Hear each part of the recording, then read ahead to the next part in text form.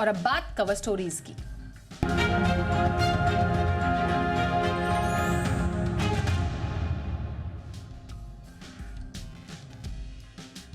भारत में सड़क हादसों से जान गंवाने वाले लोगों की संख्या काफी ज्यादा है।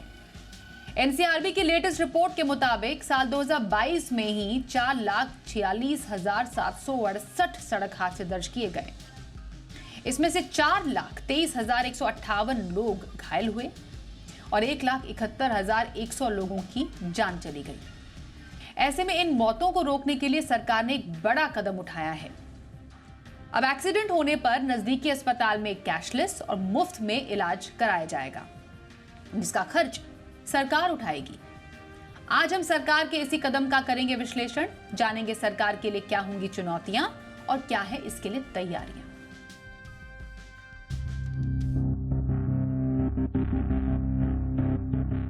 देश में सड़कों का जाल जिस तरह से बढ़ रहा है, ठीक उसी तरह सड़क हादसे भी तेजी से बढ़ रहे हैं। एनसीआरबी की ताजा रिपोर्ट के मुताबिक साल 2022 में 4,46,768 सड़क हादसे हुए हैं। चौंकाने वाली बात यह है कि इन हादसों में 1,71,000 से ज्यादा लोगों ने दम तोड़ दिया। ऐसे में इन मौत के आंकड़ों को कम करने के लिए सरकार ने बड़ा कदम उठाया है।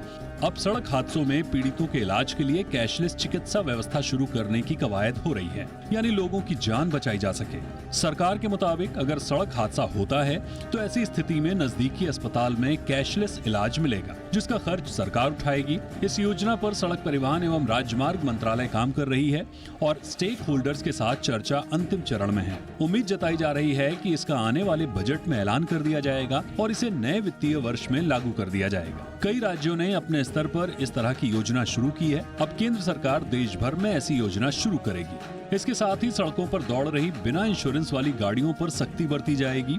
केंद्र ने सभी राज्यों के मुख्य सचिवों को चिट्ठी लिखकर बिना इंश्योरेंस वाली गाड़ियों पर कार्रवाई करने के लिए कहा है। बता दें कि देश भर में करीब 17 करोड़ गाड़ियां सड़कों पर बिना इंश्योरेंस के हैं, यानी 54% गाड़ियां बिना बीमा सड़कों पर दौड़ रही हैं। केंद्र ने एनआईसी डाटा भी साझा करने की पेशकश की है। एनसीआरबी की रिपोर्ट के मुताबिक साल 2022 में 45% हादसे टू व्हीलर चालकों के हुए हैं। इसके बाद कार, ट्रक और 3 व्हीलर ऑटो रिक्शा का नंबर आता है। हादसों के कारण की बात करें तो इसमें ओवर स्पीडिंग एक बड़ा कारण है। ओवर स्पीडिंग की वजह से करीब 63% सड़क हादसे हुए, जिनमें 1,726 लोगों की जान गई। इसके बाद खतरनाक तरीके से ड्राइव कर सड़क हादसे की हिस्सेदारी 24.7% रही, जिसमें 45,161 लोगों की मौत हुई। ऐसे में सड़क हादसों को कम करने और हादसों के दौरान घायलों को जल्द इलाज मिले, इसके लिए सरकार लगातार बड़े स्तर पर प्रयास कर रही है। हालांकि इस योजना को लागू करने में बड़ी चुनौतियां भी होंगी। अम्बरीश पांडे, जी मीडिया।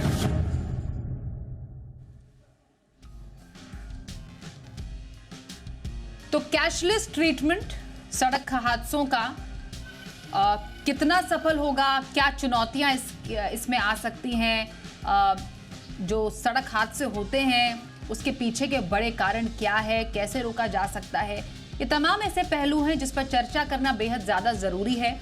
हमारे साथ हमारे दो खास एक्सपर्ट्स शो में शामिल हो चुके हैं, उनका परिचय करा दें। Anurag Kulshreshtha, president Trax road safety, और एलन राव, पूर्व डीसीपी दिल्ली पुलिस। आप दोनों ही खास एक्सपर्ट्स का बहुत स्वागत करते हैं हमारे साथ इस कार्यक्रम में शामिल होने के लिए। इस बात से कोई दो राय नहीं है कि भारत में सड़क हादसों से मरने वालों की संख्या लगातार बढ़ती जा रही है और हमारा देश टॉप में हम कह सकते हैं जिससे कि सड़क हादसे जो होते हैं उसमें कई लोग अपनी जान गंवा देते हैं। मैं सबसे पहले अनुराग जी, पहले आपसे एक इसका कारण समझना चाहती हूँ। ये जो साल दर साल इतने भयावह जो ये आंकड़े सामने आ रहे हैं, हालांकि सरकार अब चाहती है कि इलाज जल्द से जल्द उन तक पहुंचाया जाए, लेकिन क्या वजह है इन सड़क हादसों की? और सबसे बड़ी वजह, अगर एक फिगर्स के थ्रू हम लोग जाएं तो 70% एक्सीडेंट्स, जो विश्लेषण है इसका, near cuts, crossing, round about और कट्स इन मीडियन के आसपास होते हैं। जहां पर फ्लाईओवर मर्ज और डाइवर्स हो रहे हैं वहां पर होते हैं। अगर हम इन फिगर्स पर देखे जाएं तो गडकरी साहब बहुत बार बोल चुके हैं कि हमारी इंजीनियरिंग में बहुत बड़ी डिजाइनिंग फॉल्ट है, और ये रियली में जो ये डिजाइनिंग फॉल्ट सभी जगह पर है। मैं दिल्ली के बारे में और नोएडा के बारे में और कुछ और शहरों के बारे में बोलना चाहूंगा कि यहाँ पर डिजाइनिंग फॉल्ट बहुत ज्यादा है। यू टर्न्स बहुत बेतरतीब ढंग से बने हुए हैं, यू टर्न्स पर बहुत ज्यादा एक्सीडेंट्स हो रहे हैं। और दूसरी सबसे बड़ी बात कि हमारे यहाँ पर टू व्हीलर राइडर्स ऑलमोस्ट 45% लगभग डेथ होती है। इसका एक बहुत बड़ा कारण है कि इन्फोर्समेंट का ज्यादा से ज्यादा 20% सिटीज में होना, सब, और उसके अलावा सब स्टैंडर्ड हेलमेट का मार्केट में लगभग 70 से 80% शेयर होना, जो कि दुर्घटना में आपने देखा होगा कि टोपी टाइप के हेलमेट या कंस्ट्रक्शन टाइप के हेलमेट लोग बाग लगा के चलते हैं पुलिस के चालान से बचने के लिए, और पुलिस इसके ऊपर कोई एक्शन नहीं ले पाती है, क्योंकि BIS एक्ट के अंतर्गत 2019 में ये कंफर्म कर दिया गया था कि अब ये मैंडेटरी लिस्ट में स्पेसिफिकेशन आ चुके हैं और इस पर कोई भी manufacturing, selling, retailing and even इसको यूज करना ये कानूनन जुर्म है, और इसके ऊपर लगभग 3 साल तक की सजा और 5 लाख तक का जुर्माना मैन्युफैक्चरिंग पर लग सकता है। एक साइबराबाद पुलिस ने छापा मारा था, गाजियाबाद से 2 डीलर्स को पकड़ के ले गए थे वो। एक गाजियाबाद पुलिस ने भी एक इसी तरह के केस पर छापा मारा था, उसमें एक मैन्युफैक्चरर पकड़ा गया। एंड अनफॉर्चुनेटली लगभग मेरी नॉलेज के अनुसार लगभग 60% मैन्युफैक्चरिंग अकेले गाजियाबाद में ही हो रही है सब स्टैंडर्ड की, जो कि पूरे देश में जाता है। तो नंबर 1 एनफोर्समेंट प्रॉपर होना चाहिए, नंबर 2 इंफ्रास्ट्रक्चर उससे पहले प्रॉपर होना चाहिए, क्योंकि अगर आप देखेंगे तो हमारे देश में जेब्रा क्रॉसिंग और लेन मार्किंग की ही नॉलेज नहीं है। क्रॉसिंग जहां पर आती है वहां पर लेन मार्किंग गायब हो जाती है, जो कि डायरेक्शनल रोड मार्किंग कहा जाता है, जबकि जापान में बहुत ज्यादा प्रचलित है। और जापान, ज्ञात रहे कि जापान नंबर 1 है रोड एक्सीडेंट से बचने में और रोड ट्रैफिक सेंस बेस्ट होने में। Over to you. ओके, तो सर आपने काफ़ी इम्पोर्टेंट कुछ हमें बिंदु बताए कि क्या बड़ी वजह है जिससे कि सबसे ज़्यादा एक्सीडेंट होते हैं, कौन लोग सबसे ज़्यादा जान गंवाते हैं, और ऐसे कौन से देश हैं जो सक्सेसफुली ऐसे एक्सीडेंट में अपने लोगों की जान बचा सकते हैं, जिसमें जापान नंबर 1 पर है। अब इसमें मैं एलन राव सर आपसे ये बात समझना चाहती हूँ, जब भी रोड एक्सीडेंट होते हैं, क्योंकि 0 आवर जो काफ़ी इम्पोर्टेंट माना जाता है किसी भी व्यक्ति की जान बचाने के लिए, मतलब उस समय अगर उस व्यक्ति को इलाज मिल जाए तो माना जाता है कि शायद उसकी जान बची जाएगी, अगर बहुत ही ज़्यादा सीवियर केस है तो। सर, क्या ऐसे केसेस है जहां पर लोग वाकई, जहां पर एक अज्ञात कोई व्यक्ति है जिसका एक्सीडेंट हुआ है, वहां पर लोग उसे अस्पताल पहुंचाने से डरते हैं इस चक्कर में कि कहीं वो ही खुद ना फंस जाए? देखिए, ये सबसे बड़ा कारण है। जैसे आपने बताया, फेटल एक्सीडेंट तब होता है जब उसका एक्सीडेंट होते ही आदमी कोई मरता नहीं है, उसका ब्लड लॉस होता है टाइम के, अगर टाइम पर उसको मेडिकल एड मिल जाए तो वो बचाया जा सकता है। लेकिन पब्लिक ने, आपने देखा होगा, आम पब्लिक ने शहरों में और कहीं भी, लोग बाईस्टैंडर्स तमाशा देखने वाले होते हैं और सोचते हैं कि ले जाएं कि नहीं ले जाएं। उसकी खास वजह यह है कि वो पुलिस के चक्कर में नहीं पड़ना चाहते। हमारे कानूनी प्रक्रिया ऐसी जटिल है, मैं आपको बता दूं, मैं पुलिस में भी रहा हूं और मैं वकालत कर रहा हूं। लोग वहां पे जाना पसंद नहीं करते हैं, क्योंकि किसी आदमी ने किसी को हॉस्पिटल पहुंचा दिया तो उसको जो केस बनेगा उसमें 10 चक्कर कोर्ट के लागने पड़ेंगे। उसके बाद फिर वो उसको पुलिस भी शक की नज़र से देखती है। हालांकि इसके बारे में बहुत कई बार एक इंस्ट्रक्शंस आई हैं कि जो आदमी सेमेटेरियन होगा, जिससे आदमी को हॉस्पिटल में पहुँचाएगा, उसको इनाम भी दिया जाएगा। दिल्ली में तो ये लागू भी है, लेकिन फिर भी लोग इस बात को भी नहीं समझ पा रहे हैं और फिर भी ऐसी मदद करने में बड़े वंचित रहते हैं।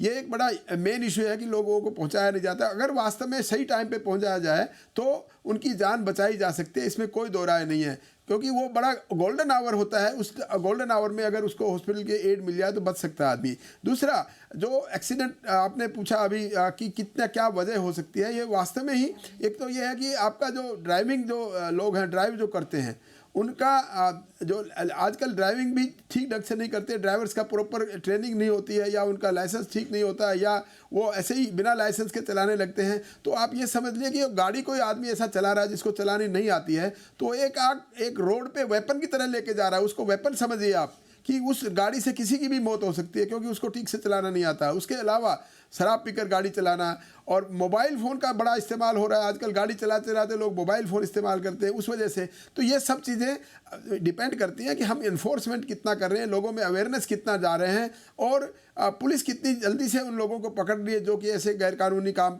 जो गैरकानूनी तरीके से गाड़ी चलाते हैं। तो ये बड़ी इंपॉर्टेंट बातें हैं। दूसरी बात, जब आपने कहा कि अगर हॉस्पिटल में ले जाएंगे तो उनको वो रहेगा इतना उनको ऐसा भी है कि उनको इनाम भी दिया जाता है, वो बात भी एक है। और कितना पॉसिबल हो सकता है कि आप कितनी ये पॉलिसी अगर आएगी तो पॉलिसी बड़ी अच्छी है। देश, मैं समझता हूँ कि हमारे देश की बड़ी जो सरकार की एक नीयत बहुत अच्छी है कि लोगों की जान कैसे बचाई जाए, लेकिन ये कितनी जल्दी पहुँचाया जाए और क्या उनको फ्री वास्तव में ही मिलेगा या नहीं मिलेगा, ये वाली बात भी देखने वाली है। और कितने लोग इस बात को और ज़्यादा जल्दी से जल्दी हॉस्पिटल पहुंचाएं, दूसरे नज़दीक हॉस्पिटल वाले कितनी जल्दी रिसीव करेंगे उसको ट्रीटमेंट देंगे, ये इन सब बातों पे डिपेंड करता है। फिर उसके बाद सरकार कितने दिनों बाद उस हॉस्पिटल को रिइंबर्स करेगी पैसा, इन बातों पे डिपेंड करता है। तो ये सारी राव सर, आप यहाँ पर चुनौतियों की बात कर रहे हैं कि कैसे चुनौतियां जो हैं वो काफ़ी सारी हैं इस पूरे अगर कहें इस पूरे सिस्टम को पूरे भारत में पैन इंडिया इम्प्लीमेंट करने की। जैसा हमने आपको इस शो की शुरुआत में बताया था कि हम अपने दर्शकों को भी अपने शो में शामिल करते हैं, उनकी राय को अपने शो में शामिल करते हैं। हम चाहते हैं कि वो अपनी राय हमें दें और हमने सवाल पूछा था अपने दर्शकों से सोशल मीडिया अकाउंट एक्स के जरिए। सवाल हमारा ये था कि सड़क हादसों में घायलों को कैशलेस इलाज देने की सरकारी योजना क्या सफल हो पाएगी? जो परिणाम आया है, हाँ के पक्ष में 85%, ना के पक्ष में सिर्फ 15%। मतलब लोगों को खुद भरोसा है कि सरकार ने जो कैशलेस इलाज करने की बात कही है, जो आने वाले कई महीनों में पूरे भारत में जिसको लागू करने की योजना है, वो सफल हो पाएगी। अब अनुराग जी, कई ऐसे प्रदेश हैं जहां पर पहले से ऐसी ही कुछ योजनाएं हैं। दिल्ली उसमें शामिल है, कर्नाटक में भी एक योजना चलती है जिसमें जो सड़क हादसे में जो लोग घायल होते हैं उनको इलाज पहुंचाने की बात की जाती है। सर, ऐसे जो ऑलरेडी हमारे पास राज्य हैं जहां पर ऐसी कुछ योजनाएं चल रही हैं, वहां से क्या एक केस स्टडी हम ले सकते हैं कि ऐसी योजना अगर पूरे भारत में लागू करनी है, मानिए अगर कोई व्यक्ति घायल हो जाता है ऐसी जगह पर जो बहुत ही दूर दराज का इलाका है और वहां से जो अस्पताल है बहुत दूर है, तो वहां पर स्थिति क्या होगी? क्योंकि हम सिर्फ शहरी इलाकों की बात नहीं करते हैं, दूर दराज गाँव की भी बात करते हैं जहां पर लोगों का बहुत बुरा एक्सीडेंट होता है। तो ऐसी केस स्टडी से हमें क्या सीखने को मिलेगा? आपने बिल्कुल सही पॉइंट पकड़ा है, क्योंकि हमारे देश में जो ट्रॉमा सेंटर्स हैं वो बहुत कम हैं। जो क्रिटिकली इंजर्ड पर्सन्स के लिए जो इस्तेमाल किए जाते हैं, जिनकी हेल्पफुल होते हैं जिनके लिए, वो हमारे यहाँ बहुत कम है। हाँ, जो थोड़ा बहुत हाथ टूटा, पैर टूटा, किसी के सर में थोड़ी बहुत चोट लगी, उसको ट्रीटमेंट बहुत आसानी से मिल जाता है। बट जब अभी मैं रोड सेफ्टी काउंसिल स्टेट की मीटिंग में था यूपी में, तो वहाँ पर योगी आदित्यनाथ जी ने भी पॉइंट आउट किया था कि एक मरीज को जनरली रेफर कर दिया जाता है कि आप लखनऊ ले जाओ अगर क्रिटिकल है वो। तो जब क्रिटिकल में गोल्डन आवर, एक तो पहले ही वो आधा 1 घंटे में हॉस्पिटल पहुंचा और उस हॉस्पिटल ने भी उसको रेफर कर दिया कि आप लखनऊ ले जाओ 200 किलोमीटर।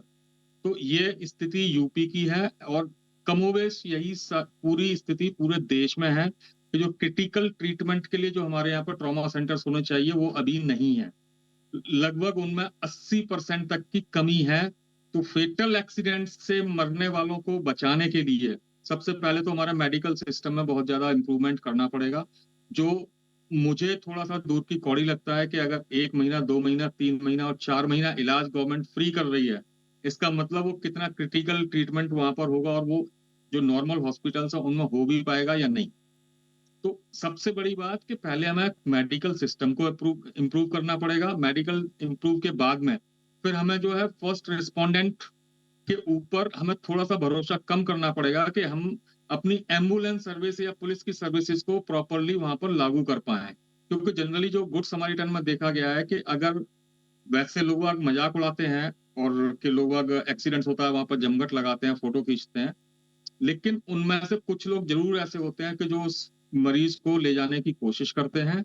हाँ, क्रिटिकलिटी के ऊपर डिपेंड करता है। अगर उसका हाथ कटा पड़ा है या उसका ब्लीडिंग बहुत ज्यादा हो रही है, तो लोग बाग नेचुरली, मैं भी अगर होऊंगा और आप भी अगर होंगे, तो ऐसे मरीज को या ऐसे विक्टिम को उठाकर ले जाना जिसके कि एक हाथ अलग पड़ा हुआ है या टांग फूट कटी पड़ी हुई है, तो ऐसे मरीज को ले जाने में पॉसिबल नहीं है।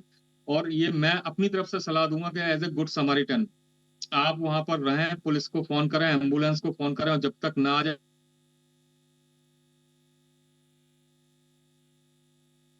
भी आप कोशिश नहीं करेंगे। अनुराग जी के समारिटन पास मैं जाऊंगी। बिल्कुल राव सर, मैं आपके पास आती हूँ। आपने कुछ जरूरी बातें यहाँ पर कही हैं। इसमें एक बहुत ही जो महत्वपूर्ण पहलू है राव सर, सॉरी अनुराग जी, वो इंश्योरेंस को लेकर भी है। और बिना इंश्योरेंस वाली गाड़ियों पर भी सख्ती की बात की गई है। और खुद ये आंकड़े कहते हैं कि 54% गाड़ियां अभी बिना बीमा के सड़कों पर दौड़ रही है। वो भी तब जब मोटर व्हीकल्स एक्ट इतना सख्त बनाया गया है अनुराग सर। उसके माफ कीजिए, सॉरी, मैं राव जी से इनका सवाल, राव जी से सवाल था ये, एलन राव सर से। राव सर, इतना सख्त बनाने के बावजूद अभी भी जो गाड़ियों के बीमा के आंकड़े हैं वो पूरे नहीं हो पाए हैं। देखिए, बिल्कुल आपने सही कहा। कितने परसेंट लोग बिना बीमा की गाड़ियां चला रहे हैं? ऑलमोस्ट 50% के आसपास आपने अभी फिगर बताई है।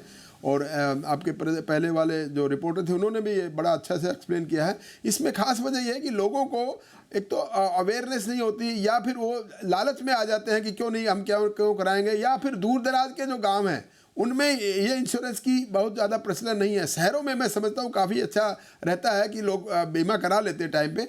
और उसके बाद अगर जो बीमा नहीं कराते, ये भी एक पब्लिसिटी करनी चाहिए कि बीमा कराएंगे तो आप सुरक्षित हैं। इंश्योरेंस कंपनी अगर कुछ एक्सीडेंट भगवान ना करे हो गया तो इंश्योरेंस कंपनी क्लेम देगी। ये सारी चीज़ अवेयरनेस पब्लिक को होनी चाहिए। और अगर ये इम्प्लीमेंटेशन का बहुत ज़रूरी है। पुलिस को चाहिए कि चेकिंग के दौरान देखे जिसने नहीं इंश्योरेंस करा रखे उस पर जुर्माना बड़ा अच्छा हैवी जुर्माना है, उसको वो चले गाड़ी इम्पाउंड करें। गाड़ी इम्पाउंड करने का भी है। तो जब तक इंश्योरेंस नहीं कराएं गाड़ी सड़क पर नहीं चलनी चाहिए, क्योंकि ये बहुत ही खतरनाक तरीके से फिर ये होता है इसका यूज।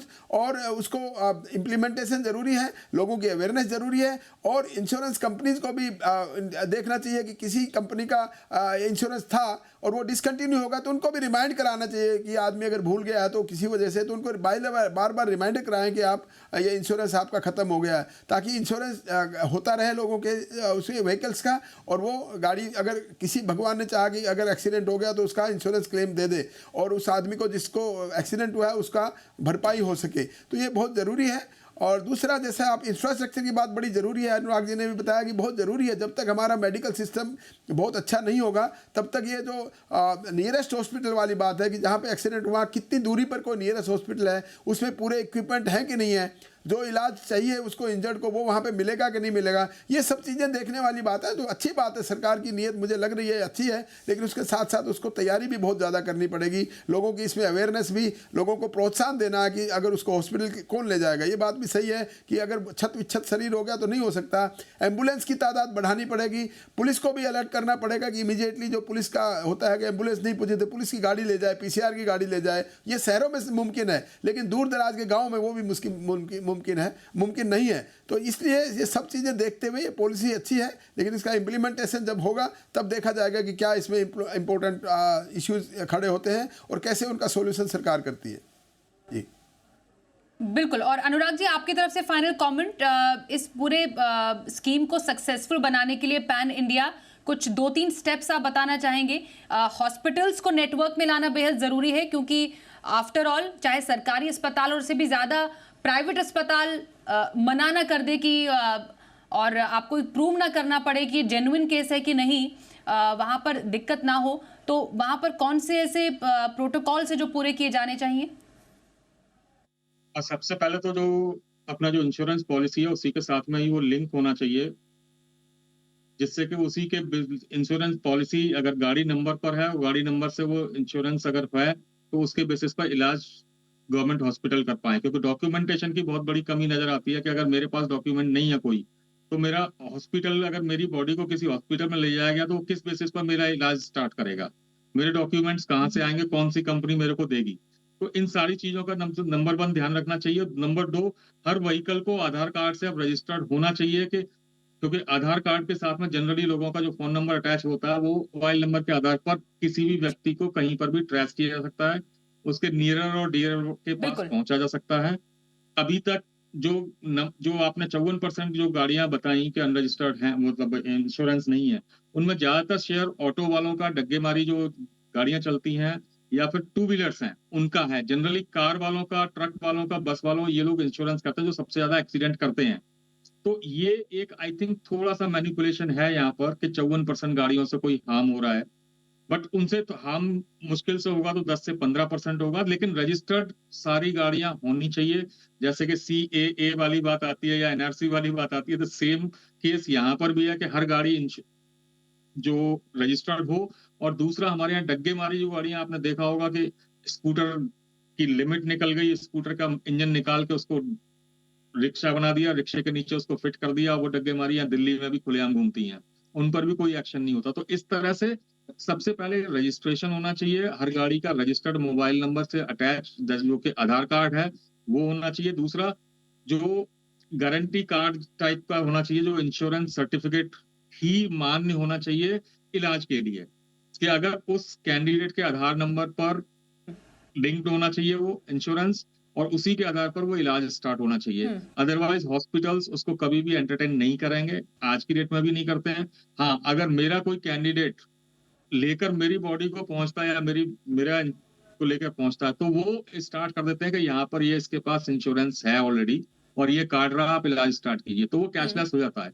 तो गवर्नमेंट को इन चीजों पर ध्यान रखना पड़ेगा। और साथ के साथ गवर्नमेंट को पोस्ट ट्रॉमा केयर की जगह पर प्री केयर पर भी ध्यान देना पड़ेगा कि एक्सीडेंट कम से कम हो, एक्सीडेंट की सीवियरिटी कम से कम हो, जो कि एक आजकल फॉर्मूला चला हुआ है इंटरनेशनल लेवल पर कि सेफ सिस्टम अप्रोच अपनाई जानी चाहिए।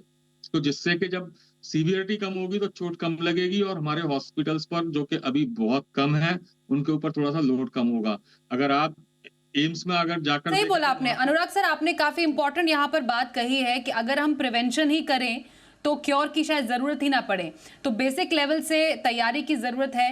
एक्सीडेंट जो आप दोनों ही खास एक्सपर्ट्स ने बताया कि एक तो वजह क्या रहती है इतने सिवियर एक्सीडेंट्स की, डिजाइनिंग फॉल्ट है और किस तरीके से लोगों में खुद कमी है अवेयरनेस की ट्रैफिक रूल्स के प्रति, और उसके बाद अगर एक्सीडेंट मानिए हो भी जाए तो एक लोगों का डर भी है, और दूसरा एक हॉस्पिटल की लास्ट माइल कनेक्टिविटी भी एक बहुत बड़ी दिक्कत है जो एट प्रेजेंट है।